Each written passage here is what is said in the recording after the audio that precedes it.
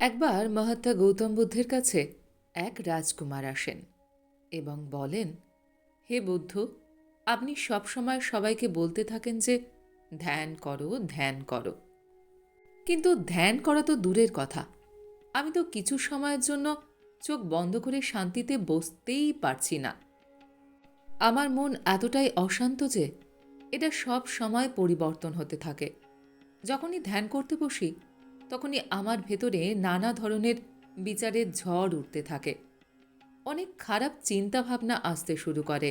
আমি যখনই ধ্যান করতে বসি তখন আমার ভেতরে নানা ধরনের বিচারের ঝড় উঠতে থাকে। অনেক খারাপ চিন্তাভাবনা আসতেও শুরু করে আমার আশেপাশের লোকেদের ব্যাপারে, নিজের সঙ্গে ঘটা নানান ঘটনার ব্যাপারে, নিজের ভবিষ্যতের ব্যাপারে। আর এমনই নানা ধরনের আজব আজব বিচার আমার মনে সব সময়ই উৎপন্ন হতে থাকে। আমি এটাকে নিয়ন্ত্রণ করার অনেক চেষ্টা করেছি, কিন্তু কিছুতেই পারিনি।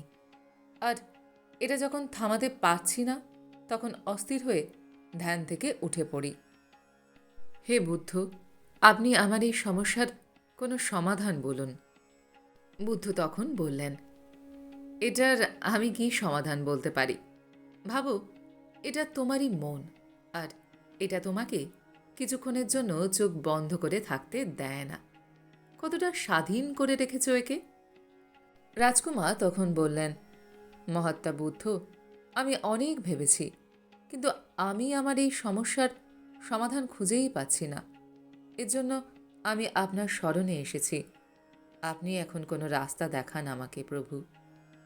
এরপর গৌতম বুদ্ধ কিছুক্ষণের জন্য খুব ধ্যান দিয়ে রাজকুমারকে দেখলেন আর তাকে বললেন, ঠিক আছে, তুমি এই 4টি অভ্যাস বন্ধ করে দাও, তাহলে দেখবে সব কিছুতে তোমার মন লাগতে শুরু করবে আর মনের মধ্যে খারাপ চিন্তা আসা বন্ধ হয়ে যাবে।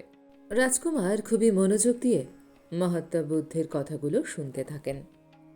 গৌতম বুদ্ধ তখন বললেন, প্রথম অভ্যাস, অন্যের মনকে বোঝা ছেড়ে দাও।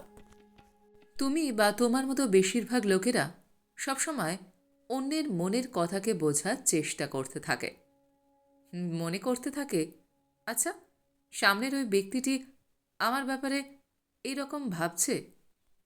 আর এই একটি অভ্যাসই তোমাকে সব থেকে বেশি অশান্ত এবং চিন্তিত করে রেখেছে। আর বেশিরভাগ ক্ষেত্রেই লোকেরা অন্যের মনের কথাটাকে নেগেটিভ ও খারাপ ভেবে থাকে। যেমন বেশিরভাগ মানুষই ভেবে থাকে যে লোকেরা তার উন্নতিতে হিংসা করে, তাকে ছোট করার চেষ্টা করে, তাকে পছন্দ করে না, তাকে কোনো কাজে সাহায্য করতে চায় না, ইত্যাদি ইত্যাদি। এমন না জানি আরও কত খারাপ বিচার অন্যের প্রতি নিজের মনের মধ্যে বসিয়ে নেয়। এরপর তাদের ব্যাপারে ভাবতে থাকে, তাদের ওপর প্রতিশোধ নেওয়ার উপায় ভাবতে থাকে, তাদেরকে ছোট করার উপায় খুঁজতে থাকে। আর অন্যদের প্রতি এই নেগেটিভ চিন্তাভাবনা তাকে দুঃখিত করে। এরপর এরা নিজেকে অশান্ত অনুভব করে। এজন্যই অন্যরা কি ভাবছে তার অনুমান করা আজই বন্ধ করো। অন্যের মনের মধ্যে কি বিচার উৎপন্ন হচ্ছে তা বোঝা বন্ধ করো। আর সত্যিই যদি কিছু বুঝতে হয় তাহলে নিজের মনকে বুঝতে শুরু করো, যে তোমার মনের মধ্যে কী চলছে। তোমার মন নেগেটিভ চিন্তাভাবনা, অন্যের প্রতি অভিযোগ কিংবা অন্যের খারাপ করার জন্য শিকার হচ্ছে না তো? গৌতম বুদ্ধ এবার বললেন, এবার আসি দ্বিতীয় অভ্যাসের কথা। এটা ভাবা যে যদি অসফল হয়ে পড়ি তাহলে লোকে তো হাসবে। তাহলে আমি বলি কি, হাসতে দাও লোকেদের। অসফলতার উপর হাসা তো লোকেদের ধর্ম। কারণ যদি তুমি সফল হয়ে যেতে তাহলে এই লোকগুলোই তোমায় বাহবা দিত বা সম্মান করত, তোমার উপর গর্বিত অনুভব করত। যদি তুমি তোমার সফল হবার পর লোকেদের সম্মান পাওয়ার আশা করো তাহলে নিজের অসফলতায় তাদের হাসিতে তোমায় দুঃখ পেলে চলবে না। আর সমস্যা এটাই যে আমরা সবাই অসফলতাকে খারাপ ভাবি, যেখানে অসফল হওয়া সফল হওয়ার থেকেও বেশি দরকার। কারণ অসফল না হয়ে পাওয়া সফলতা মানুষের মধ্যে অহংকার ও অন্যকে নিজের থেকে ছোট ভাবার বিচার উৎপন্ন করে। যেখানে অসফলতা আমাদের বিনম্র থাকা, ধৈর্য রাখা ও নিয়মিত পরিশ্রম করা শেখায়। এজন্যই অসফলতাকে খারাপ ভেবো না। আর যদি তোমার কাজে অসফল হওয়ার সম্ভাবনা না থাকে, তাহলে এর অর্থ হলো তুমি তোমার লক্ষ্য নিজের যোগ্যতা বা ক্ষমতার থেকে ছোট বানিয়েছ। আর যদি লোকেরা তোমার উপর হাসি ঠাট্টা না করে, তোমাকে উল্টোপাল্টা কথা না শোনায়, তাহলে তো তুমি একটা জীবন্ত লাশ হয়ে গেলে। তুমি তোমার মানসিক সীমানার বাইরে বেরিয়ে কোনো কিছু করার চেষ্টা করছো না। অসফল তারাই হয় যারা নতুন কিছু করার চেষ্টা করে। আর একটা কথা সবসময় মনে রাখবে, যদি তোমার মধ্যে অসফল হওয়ার সাহস না থাকে, তাহলে কখনো কোনো বড় লক্ষ্য অর্জন করতে পারবে না তুমি। তুমি যা চাও তা তুমি কখনোই পাবে না। এই জন্যই অসফল হওয়া আর লোকেদের ব্যঙ্গ বিদ্রূপ করাকে ভয় পাওয়া ছেড়ে দাও। এবার আসি তৃতীয় অভ্যাসের কথা। বাজে কাজে সময় কাটানো বন্ধ করো। আমাদের মনে হয় যে আমরা সময় কাটাচ্ছি, কিন্তু আসলে সময় আমাদেরকেই কাটাচ্ছে।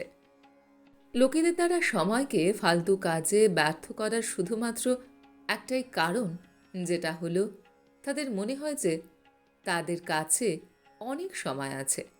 কিন্তু এটা একেবারেই সত্য নয়। কারণ অন্যদেরও এটাই মনে হতো যে তাদের কাছে অনেক সময় আছে, কিন্তু তারা বুঝতেই পারল না যে সময় কখন পেরিয়ে গেছে। আর এইভাবেই তার জীবনও কেটে যায়। আর যতক্ষণ তারা ভুল বুঝতে পারে, ততক্ষণে সময় তার নাগালের বাইরে চলে যায়। শুধুমাত্র আফসোস রয়ে যায় যে সারা জীবন শুধু আজে বাজে কাজে সময় বরবাদ করে দিলাম। আর এইভাবে একটা জীবন শেষ হয়ে যায়, নিজেকে না জেনে, জীবনের এই আসল সত্যিটাকে না জেনে। এই জন্য যতক্ষণ এই জীবন, ততক্ষণ একে সার্থক কাজে লাগাও। নিজেকে জানতে, অন্যকে সাহায্য করতে, অন্যকে সঠিক দিশা দেখাতে ও মানুষের কল্যাণের জন্য নিজেকে বিলিয়ে দাও। আর দ্বিতীয়ত, সময় নষ্ট করে আজ পর্যন্ত কেউ খুশি হয়নি। যদিও সময় কাটানোর ফলে তুমি ক্ষণিকের জন্য তো খুশি অনুভব করতে পারো, কিন্তু যখন তুমি বুঝতে পারো যে অনেক সময় নষ্ট হয়ে গেছে, তখন নিজের ওপর ক্রোধ হতে থাকে। আর আফসোস ও আত্মগ্লানিতে তখন তুমি ভেঙে পড়ো। আর এই আত্মগ্লানি ও আফসোসের অনুভব তোমার মধ্যে চিন্তার উৎপন্ন করে, আর তুমি অশান্ত হয়ে পড়ো। সবসময়ই ওই ভুলের ব্যাপারে ভাবতে শুরু করো। এরপর তোমার কোনো কাজে মন লাগতে চায় না, আর তুমি উদাস হয়ে থাকো। আর এই চক্র প্রতিনিয়ত চলতে থাকে। যা শুরুটা হয়েছিল সময়কে কাটানোর জন্য, এই জন্যই সময় কাটানো বন্ধ করো, আর সেটা করো যেটা তোমার করা দরকার। এবার বুদ্ধ বললেন, এবার আসি চতুর্থ অভ্যাসের কথায়। এটা ভাবা ছেড়ে দাও যে আমার থেকে বড় বড় লোকেরাই করতে পারেনি, তাহলে আমি কিভাবে পারবো। আসলে অন্যের সঙ্গে নিজের কোনো কিছুর তুলনা করাটাই ভুল। সবার পরিস্থিতি আলাদা আলাদা, সবার চিন্তাভাবনাও আলাদা আলাদা। আর অন্যরা যদি না করতে পারে, তাহলে কি হবে? এমন তো হতেই পারে যেটা আর কেউ পারেনি, তুমি পারলে। কারণ বেশিরভাগ তারাই ইতিহাস সৃষ্টি করে, যার থেকে বেশি আশা করা যায় না। আর হতে পারে যাকে তুমি বড় ভাবছিলে, যাকে তুমি ভাবছিলে যে সে খুব পরিশ্রম করছে, সে খুব চেষ্টা করছে, হতে পারে সে হয়তো এতটা চেষ্টাই করেনি, শুধুমাত্র পরিশ্রম করার নাটক করছে। কারণ বেশিরভাগ মানুষ কখনো ততটা পরিশ্রম করে না যতটা তার লক্ষ্য পূরণ করার জন্য দরকার হয়। আর অন্যদের সামনে এটা দেখানোর চেষ্টা করে যে আমি তো খুব পরিশ্রম করেছি, কিন্তু আমার ভাগ্যটাই খারাপ ছিল। আর এই সমস্ত লোকেরাই অন্যদের কথায় কথায় বলতে থাকে, যখন এত পরিশ্রম করার পরও আমি সফল হতে পারিনি, তখন তুমি কিভাবে হবে? কিন্তু ভেতরে ভেতরে সে এটা জানে যে সে কখনো এতটা চেষ্টাই করেনি যতটা তার করার দরকার ছিল। সে শুধুমাত্র অন্যের সামনে নিজের সম্মান বাঁচানোর জন্য, আর এই ভয় যে অন্য কেউ এর থেকে আগে চলে না যায়, অন্যদের ভয় দেখাতে থাকে যে আমি যখন পারিনি তখন তুমি পারবে কিভাবে। আর ঠিক এই জন্যই কোনো অসফল ব্যক্তিকে দেখে এটা ভাবা ছেড়ে দাও যে তুমিও অসফল হয়ে যাবে। তুমি শুধু তোমার সর্বশ্রেষ্ঠটা দেওয়ার চেষ্টা করতে থাকো, আর বাকি কিছু সময়ের ওপর ছেড়ে দাও। মহাত্মা গৌতম বুদ্ধ এবার বললেন, তুমি যদি এই 4টি অভ্যাস ছেড়ে দাও তাহলে তোমার মন একদম শান্ত হয়ে যাবে। এরপর তোমার যেখানে ইচ্ছা সেখানেই তুমি তোমার মন লাগাতে পারবে, এবং এরপর থেকে তুমি তোমার নিজের মনকে নিয়ন্ত্রণ করা শিখে যাবে। এটা বলেই বুদ্ধ একেবারে চুপ হয়ে গেলেন, এবং রাজকুমারও বুঝে গেলেন এখন তাকে কী করতে হবে। তিনি মনে মনে এই 4 অভ্যাসকে ছেড়ে ফেলার প্রতিজ্ঞা করলেন। এরপর মহাত্মা গৌতম বুদ্ধকে অসংখ্য ধন্যবাদ জানিয়ে সেখান থেকে নিজের কাজে চলে গেলেন।